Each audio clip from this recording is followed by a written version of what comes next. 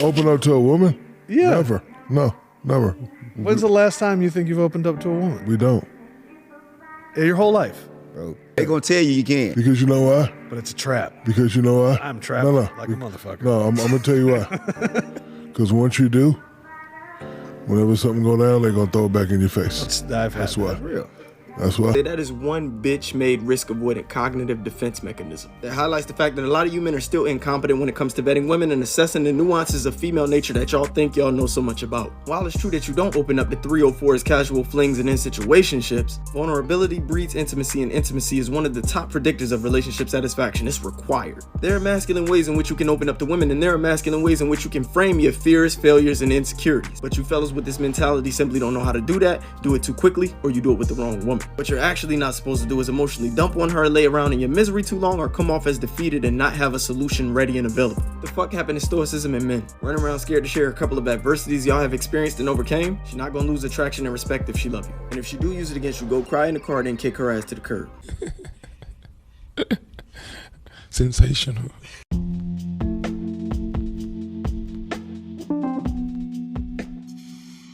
What up, though? It's Mike Perkins, aka Michael B. Podden, Me So Corny, one half of MVP, one half of Opinions I Like Podcast, one half of Mike and Vince Perkins, and for this here, I am the whole show. You saw the clip in the beginning, the clips in the beginning. So, this trusting, this thing whereas men are giving the advice, and have been, this is the space where the men give that advice as to not share your struggles, share your innermost thoughts, share your emotions and things of that nature with women, because giving women leverage in this present time is really not a good idea. And Shaq said it, and the two clips that I played are of people who disagree with him. The thing about a lot of advice that men give in this space, and I hear, Ed Anderson and BGS sort of talk about culture a lot more than anybody else in the space. So I'm gonna just take a cue from them. When we talk about advice on things not to do with women, black women in particular, it's because the culture does not back the action.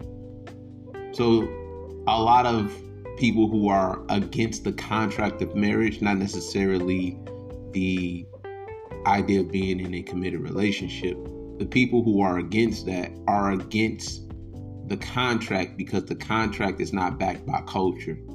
The contract is not backed by religion. It's not backed by tradition. The contract is just backed by government, which kind of puts men at a disadvantage. And the union is not backed by something that is stable. It's backed by whether the woman likes you or not. It's like the dollar being backed by Jell-O. How confidently would you spend it if you knew it was backed by Jell-O? Probably not so much. And then you get to stuff that is not legal, something that is more social, like sharing your emotions, your innermost thoughts, your struggles with a woman that you're with.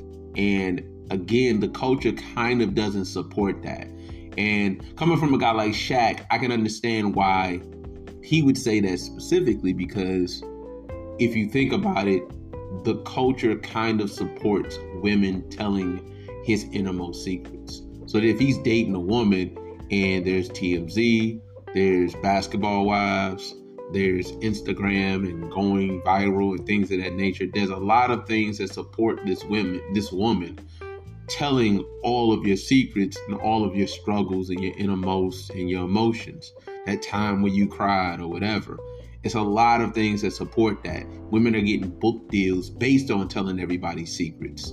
You know what I mean? And the culture supports it. There's nothing really in the culture that supports women actually holding it down and just saying, you know what, even though me and him are not together, I'm going to keep his confidence.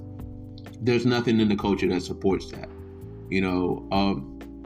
when you start thinking about, how women talk about the dude that they were with, how women talk about their kids' fathers. I've been privy to a lot of very, very disgusting things that a woman may say about her kid's father, but it's just like, man, you married this guy or you had kids by this guy, and this is how you speak about him. What am I supposed to believe that you're going to say about me?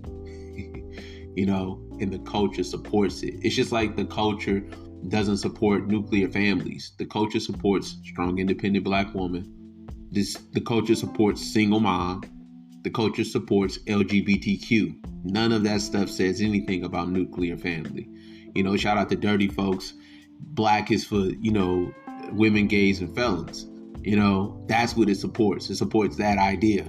Nothing else. I mean, sort of if you're, a Black man, you really don't have a place in the culture, but the culture doesn't support men sharing their emotions with women. Now, this is not to say that you can't find a woman that is maybe, of the ilk that, and of the she's the kind of person that will definitely keep your secrets and keep your, keep all of the information you give her confidential. That may exist. It's not probable. It's possible. But trying to find a needle in a haystack shouldn't be what you have to do in order to have a woman that is going to keep your conversation in content, in confidence. And that's really what it's about. It's not about men just, we don't trust women and who hurt you. No, it's we kind of see how you operate, talking to a woman. I've talked to a woman who was the first baby mama of, 3, and, the way that she talked about her kid's father was just fucking alarming. It's like, man, you're saying all these horrible things about this dude. You don't even, you know me, but you don't know me like that, and you're telling me all of this dude's secrets and everything about him, and, he was homeless and he was this and he was that. And it's just like, man, what is your loyalty to him? And why would you betray that for a date with me or just some time with me? Like, I'm not even that great, and not even that I'm not that great. I don't really give you a reason to trust me in that way, because I could just easily just tell somebody else. Why would you risk that relationship for this? And it's because the culture does not penalize women for doing that. So not only does it incentivize the behavior, it doesn't penalize women when they do it. And for those, keeping score who love the "well, men do it too" aspect of it, think about it like this. If me and my partner are chilling and I tell him something and then he tells somebody else, the culture supports me punching him in the face. The culture supports, in some instances, depending on how pertinent the information is, the culture supports me ending his life. The no snitching idea, but they don't support that when it comes to women. They support a consequence when it comes to men. At the very least, you can get punched in the face. But for women, there's really no consequence, which is another overarching idea that I think, I don't know that people say it enough. It's a lack of penalty on the side of women, so that if you're a woman and you tell my secrets, well, there's no penalty for you. And there's incentive as well for you to do it. So why wouldn't you just do it?